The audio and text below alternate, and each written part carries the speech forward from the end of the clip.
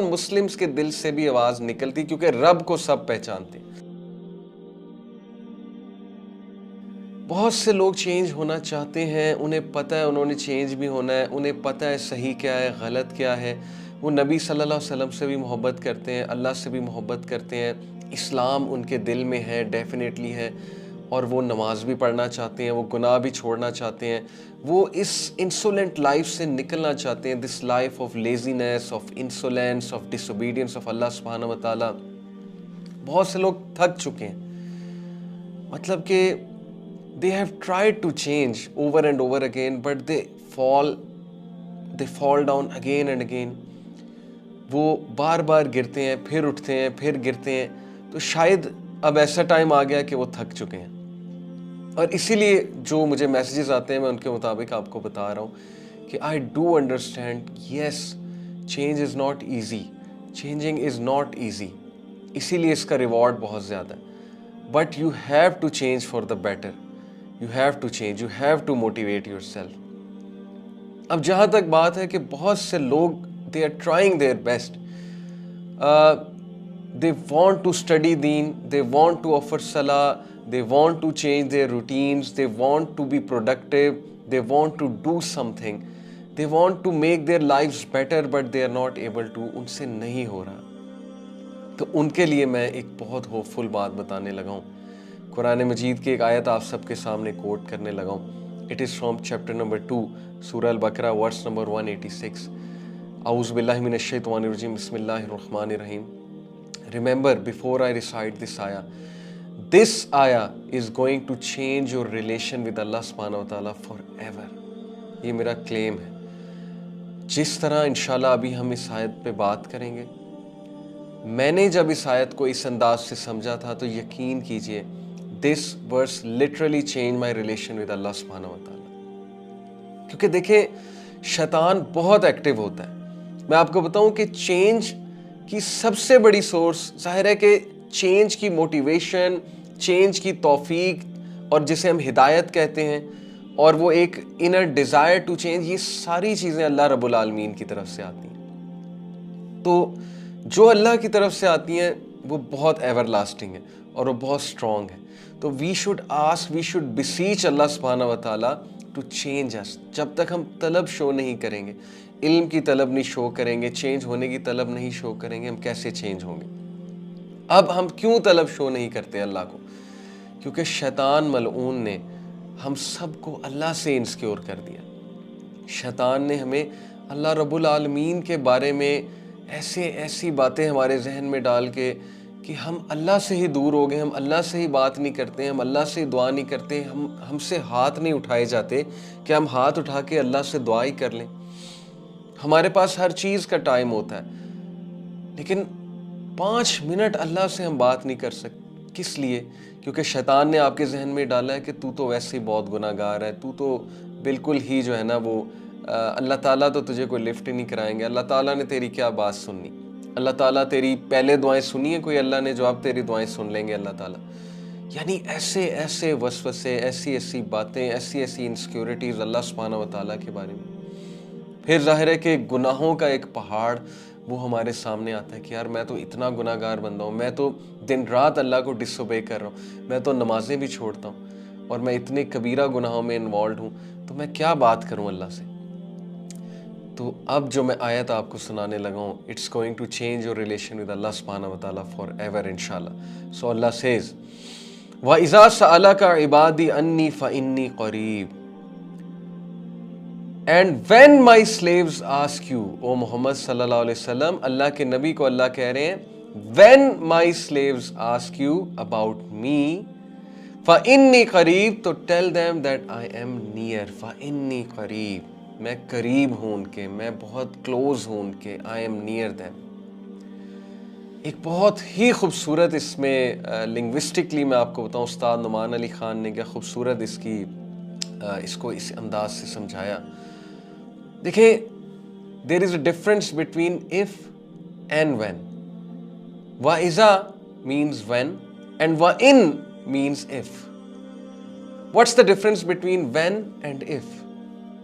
एक माँ का बेटा उससे बिछड़ गया, कहीं चला गया, सपोज के सोल्जर था, किसी वॉर में चला गया, बैटल में चला गया, और वो माँ उसका शिद्दत से इंतजार कर रही है और उसको 100% श्योर है माँ को कि मेरे बेटे ने वापस आना ही आना है, तो वो ये कहेगी कि if my son comes back, या ये कहेगी when my son comes back?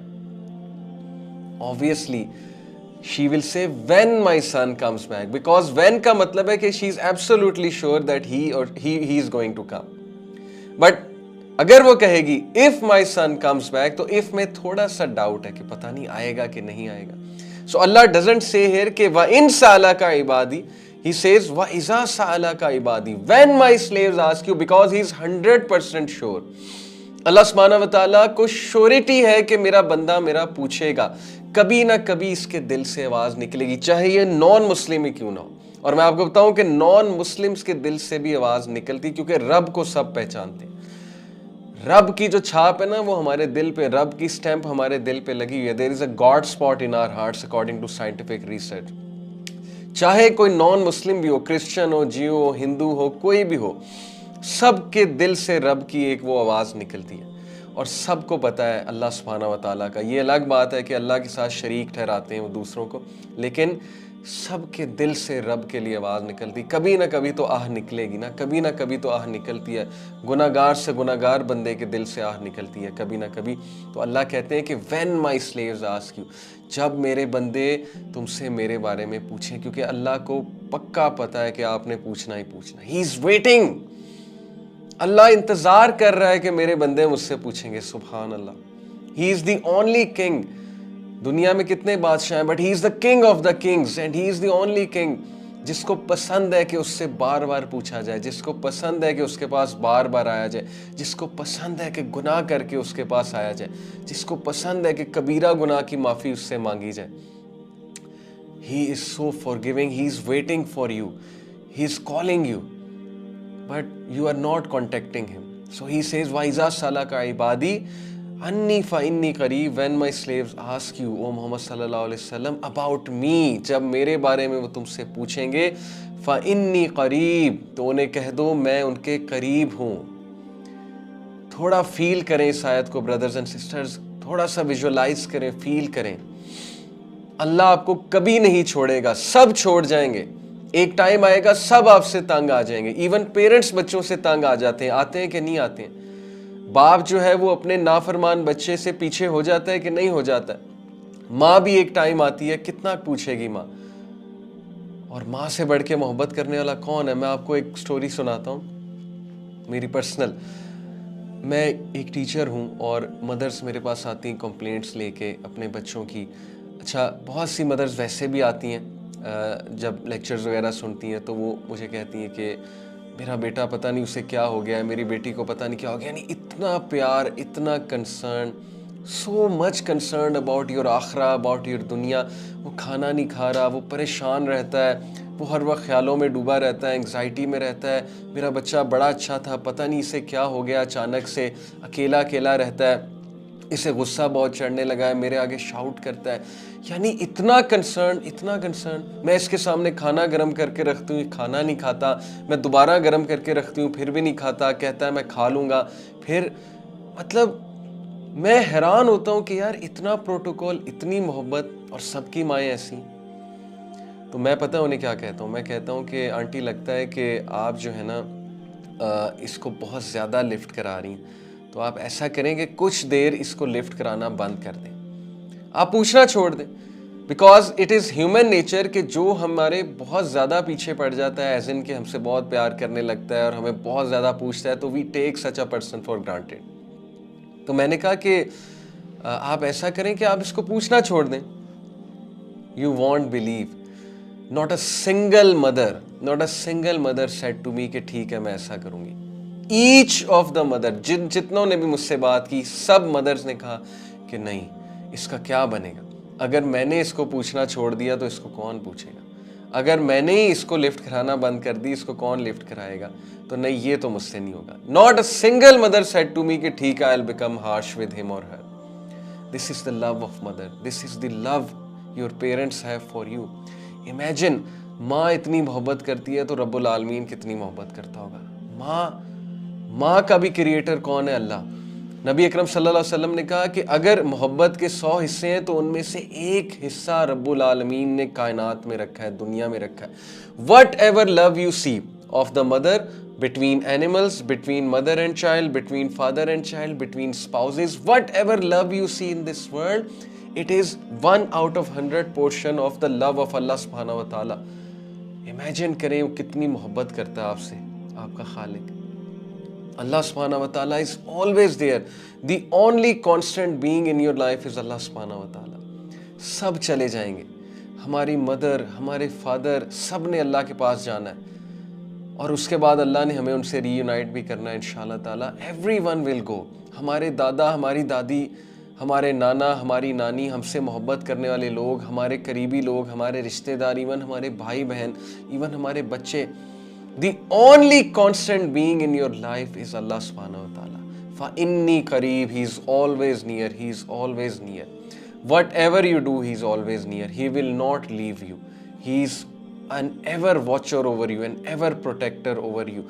कहीं फुटपाथ पे पड़े होंगे, कहीं जेल में पड़े होंगे, कहीं ओवर ड्रंक होके पड़े होंगे, कोई गुनाहों में डूबे हुए ड्रग करके पड़े होंगे, कोई बहुत बड़ा गुनाह करके बेड पे लेटे होंगे।